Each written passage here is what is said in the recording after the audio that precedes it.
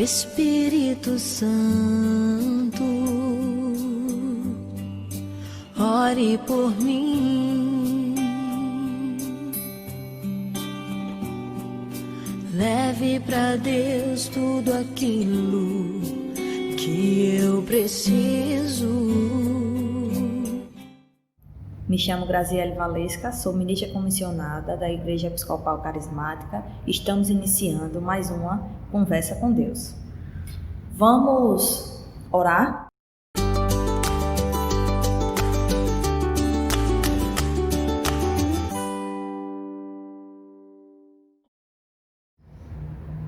Senhor, meu Deus e meu Pai, eu te agradeço, Pai, por essa oportunidade de estarmos aqui.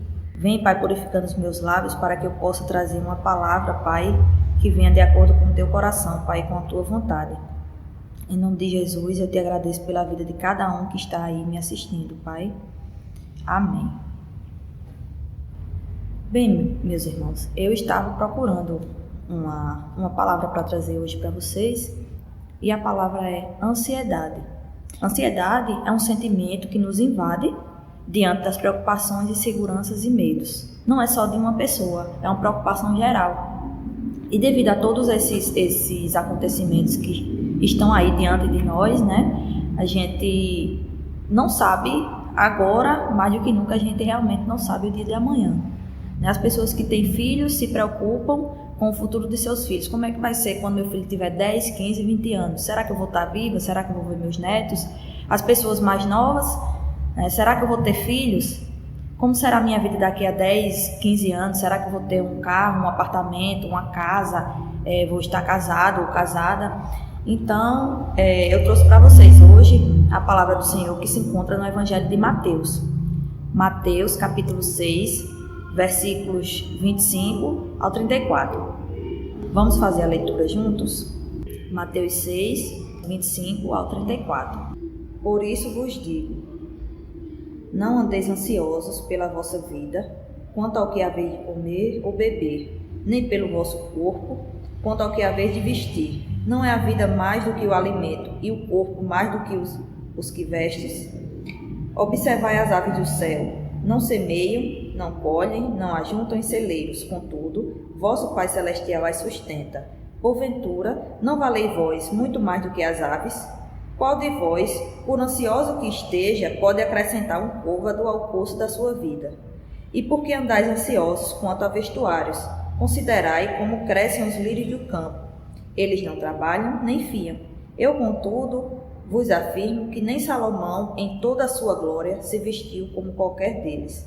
Ora, se Deus veste assim a erva do campo, que hoje existe, e amanhã ela está no forno, quanto mais a vós, homens de pequena fé. Portanto, não vos inquieteis dizendo, que comeremos, que beberemos, ou com que nos vestiremos, porque os gentios é que procuram todas essas coisas, pois vosso Pai Celeste sabe que necessitais de todas elas. Buscai, pois, em primeiro lugar o reino de Deus e a sua justiça, e todas estas coisas vos serão acrescentadas. Portanto, não vos inquieteis com o dia de amanhã, pois amanhã trará os seus cuidados, basta o dia o seu próprio mal. Evangelho do Senhor, louvado seja ó Cristo. Bom, a nossa vida ela é repleta de situações que nos desafiam e nem sempre nós estamos preparados para encarar e avançar, né? Muitas vezes a gente lida com tantas situações que a gente, assim, de repente, perde até as esperanças, né? Nesse texto do Evangelho, no Evangelho de Mateus, a gente pode ver uma passagem, né? Uma palavra que Jesus traz que é reconfortante. E vamos aprender pelo menos 3 formas de nos tranquilizarmos quanto ao amanhã. E a primeira delas é compreender o valor que temos diante de Deus. No versículo 25, já no finalzinho ele diz, não é a vida mais do que o alimento e o corpo mais do que o que veste? Então não é a sua vida mais importante do que o que você come e a sua vida muito mais importante do que o que você veste? Então a gente tem valor, né? No versículo 26 ele diz o seguinte, porventura não valeis vós muito mais do que as aves? E no versículo 30, ele diz o seguinte: ora, se Deus veste assim a erva do campo, que hoje existe e amanhã é lançada no forno, quanto mais a vós, homens de pequena fé. Então, se Deus faz pela sua criação, né, faz pelas aves, faz pelas folhas, faz pelas plantas, por que Ele não fará por nós?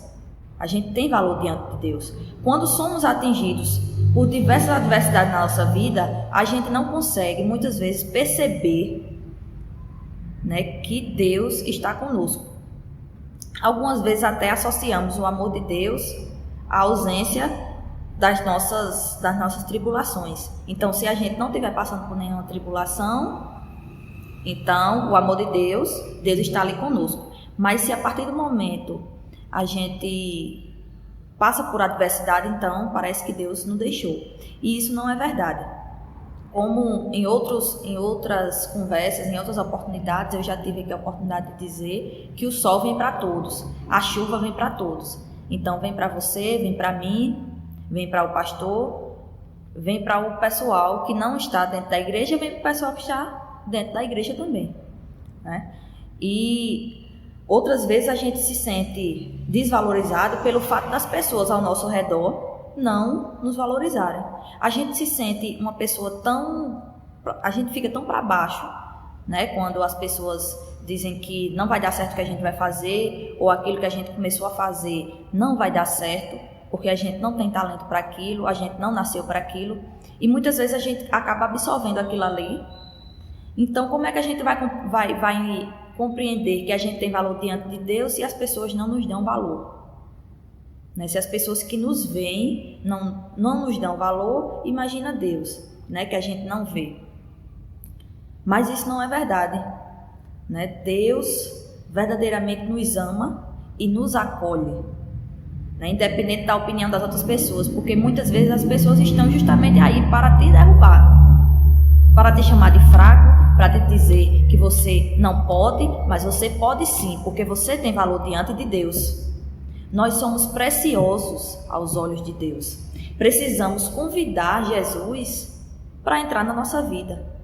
E a partir do momento que Ele toma conta da nossa vida, a gente acaba não dando ouvidos para essas pessoas que dizem que a gente não vai conseguir, que não vai dar certo, que o que a gente está pensando não é para a gente.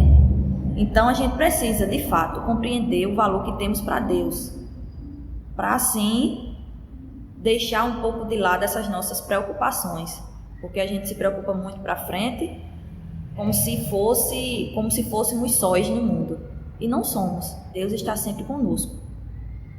O segundo ponto que eu quero falar hoje com vocês é crer que somos sustentados por Deus. No versículo 26, né, Jesus fala o seguinte: observai as aves dos céus. Não semeiam, não colhem, não ajuntam em celeiros, contudo, vosso Pai Celeste as sustenta. Então, Deus sustenta as aves, né? Ele dá o que comer às aves. Muitas vezes, a gente vive de forma ansiosa, trabalha de forma ansiosa, tudo da gente, a gente fica ofegante, né? Em fazer aquilo para hoje, porque amanhã já tem outra coisa para fazer e você sempre pensa na frente, mas muitas vezes a gente deposita a nossa confiança em nós, no nosso esforço, no nosso trabalho, nas nossas forças, e que tudo a gente pode suprir. Então, quando a gente pensa assim, quando a gente olha para frente, será que eu vou conseguir fazer isso? Será que eu vou conseguir fazer aquilo? Justamente pelo fato da gente achar que tudo é por nossa força. No versículo 26, Jesus é bem claro. Ele pede para observar as aves, né? Não é que você vai viver de preguiça e espere Deus trazer. Não, porque eu vou viver, porque Deus me sustenta, então eu vou ficar em casa numa rede. Não é assim. Porque as aves, elas saem, elas não ajuntam em celeiros, elas não plantam e não colhem. Mas elas saem todos os dias para procurar alimento. Todos os dias elas vão e todos os dias elas conseguem. Por quê? Porque Deus providencia. E assim também vai providenciar na nossa vida. Porque aqui, como eu já citei esse versículo anteriormente, né? No finalzinho do versículo 26 ele diz: porventura não valeis vós muito mais do que as aves? Ele não sustenta as aves?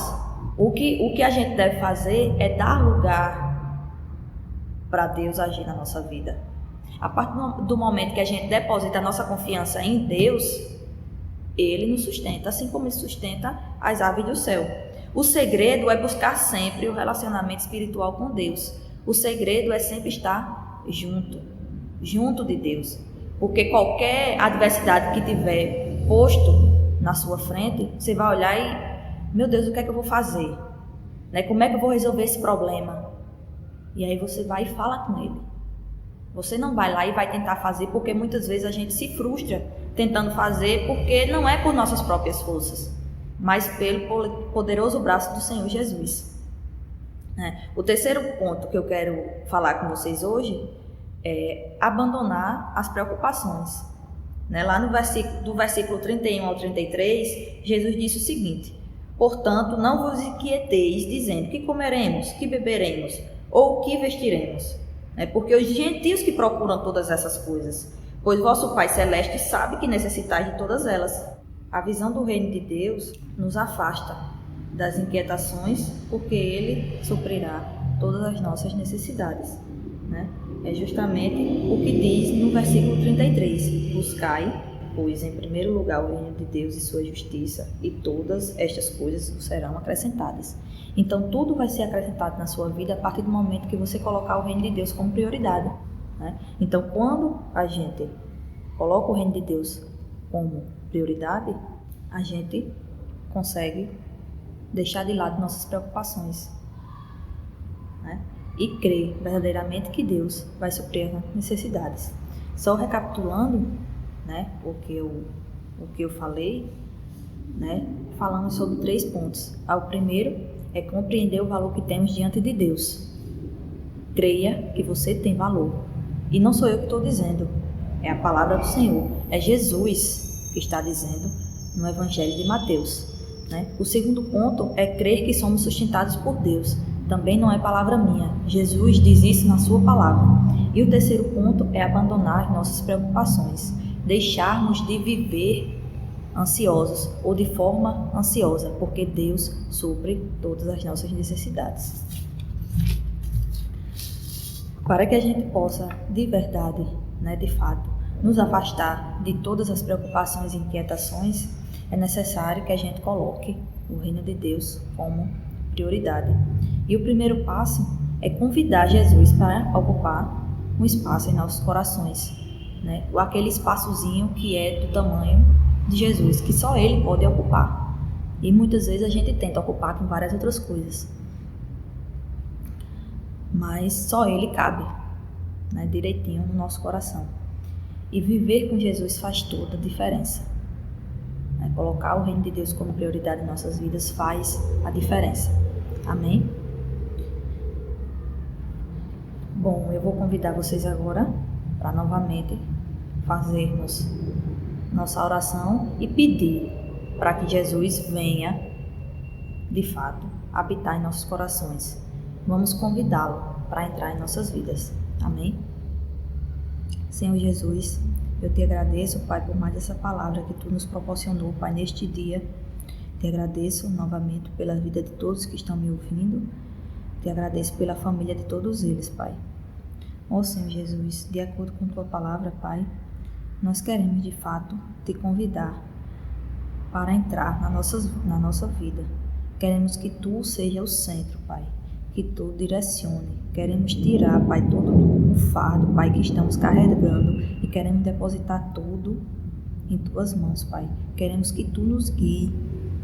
Em nome de Jesus, eu te agradeço, Pai, por essa palavra que Tu nos deste hoje para conversarmos um pouco. E vem tomando conta da vida de todos nós. Em nome de Jesus, amém. Bom, gente, eu quero dizer a vocês que já voltamos com nossos cultos presenciais aos domingos, às 19 horas.